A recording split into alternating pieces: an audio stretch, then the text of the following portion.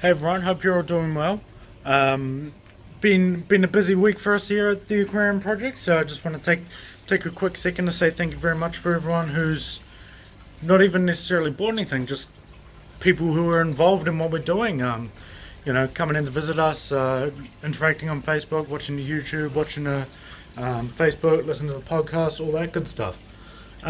So thank you very much. I'm very grateful. But today, what I was wanting to kind of discuss is something I've been thinking about a lot recently, and I don't know if I necessarily have a point. I just kind of wanted to discuss it. But I mean, if you're new around here, basically, the general way this goes is I will walk around and show you guys the fish while I talk, because it's more interesting than looking at me, basically. So away we go. But obviously you'll be able to kind of work it out from the title and description in that. But the general idea of what I wanted to talk about is the way we as an industry, or even as a hobby, but specifically talking about the industry here, view and kind of think about fish. So the way I kind of describe it, and so I will put the caveat that obviously not everyone's the same. Like, plenty of people are involved, and whenever lots of people are involved, you'll get all sorts of variation. But I'm talking about general sort of trends in the industry, specifically in New Zealand. I obviously can't speak to what's happening overseas, but I'd imagine a lot of these trends kind of hold true. So basically, fish are, if so, we have a retail store, obviously, as you all know, and so what we do naturally is we buy fish in and then sell them on, of course. So the general thing that would happen in this sort of situation is, if they are, if it was, say, a piece of wood or rock or some food or whatever, it's basically just like, it's a commodity, the same as anything. Like, we buy it for as little as possible and sell it for as much as possible. That's how a business operates, essentially, or at least a trading business. But the spanner in the works that gets introduced is fish aren't the same as any other commodity, for the basic reason that a fish has feelings, a fish is alive where a rock isn't. Even a plant doesn't matter so much, it's not sentient. So that's kind of a bit of the dissonance I was wanting to talk about. It is one that's, I think, quite hard, because as an industry it makes it quite hard when you're trying to keep things cheap, buy them as cheap as possible, sell as many for as much as you can, because quite basically what happens then is, I suppose I should walk it back and say, what happens a lot, for at least for us, and I know for a lot of other people involved in the industry at the retail level, is a lot of sales get declined.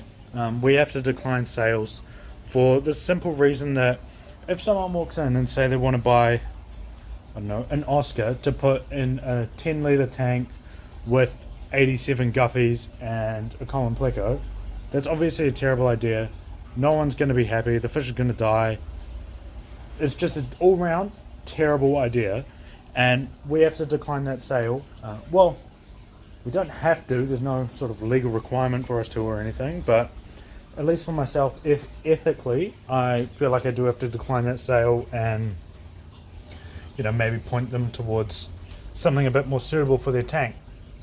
I've kind of painted myself in a corner here where this example is terrible, and no matter what I say, it's not going to work. But maybe it's a 70-litre tank with like 8 guppies and a bristlenose. Maybe instead of an Oscar, you might want to get a Bolivian ram. Similar thing, much more small. So yeah, that kind of thing is more what I was sort of thinking. But I mean, it doesn't make sense from a purely, like, if you take the fact that it's an animal out of it, it doesn't make any sense for a business to not sell to people, because obviously you're trying to make money. So I think that's where we run into the trouble of the commoditization of live animals and like live sentient animals. So what do we do with that?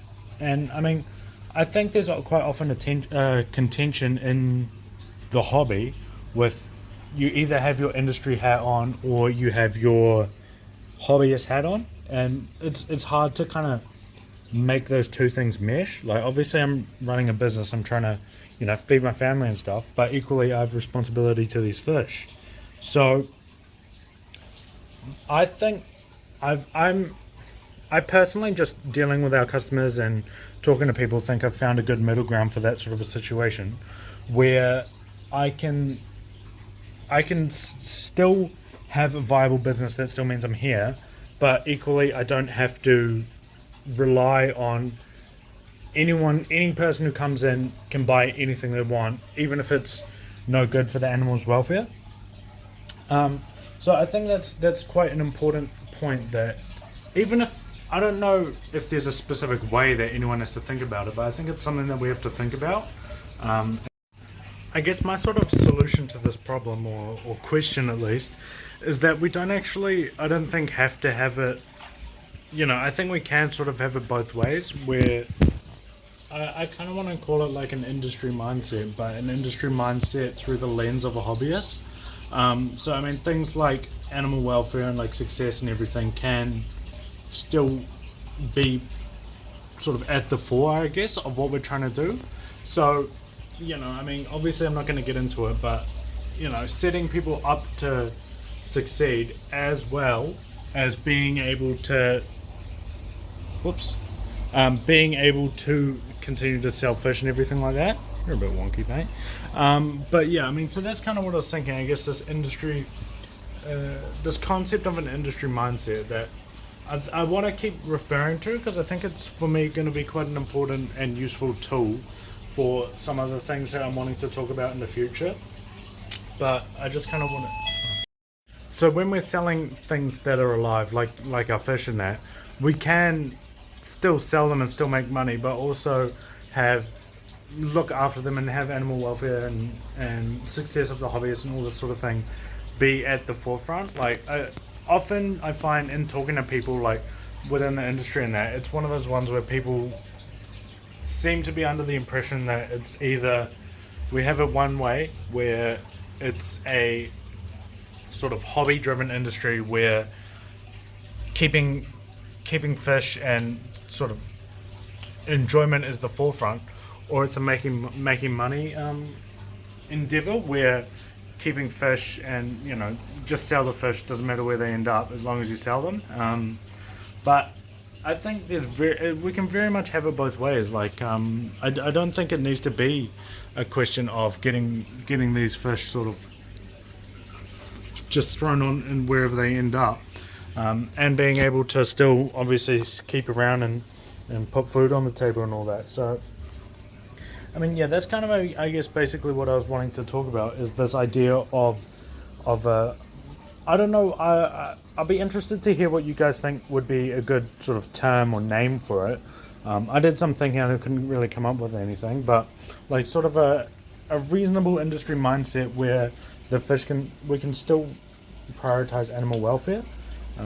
So yeah, I mean, I think it's definitely something that I think is quite important to me, and that I think is something I want to keep talking about and maybe dive a little bit deeper on, or expand upon, depending on what sort of questions and stuff you guys have.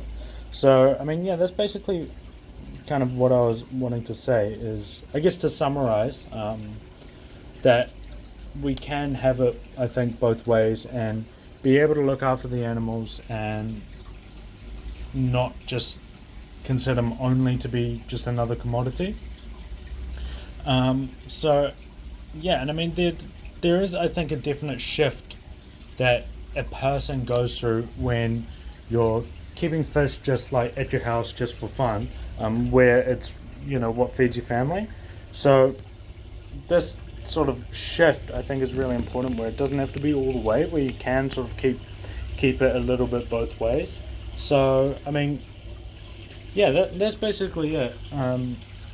This video is sort of expanding upon a point I want to use as a tool for something else I'm wanting to talk about in the coming days. But yeah, I hope that all makes. Hope you sort of understand what I'm saying. If you've got any questions of that, please feel free to let me know. But otherwise, yeah, please make sure to like and subscribe and all that good stuff. And keep keeping your fish, keep happy, keep doing your water changes, and I'll catch you in the next one. See ya.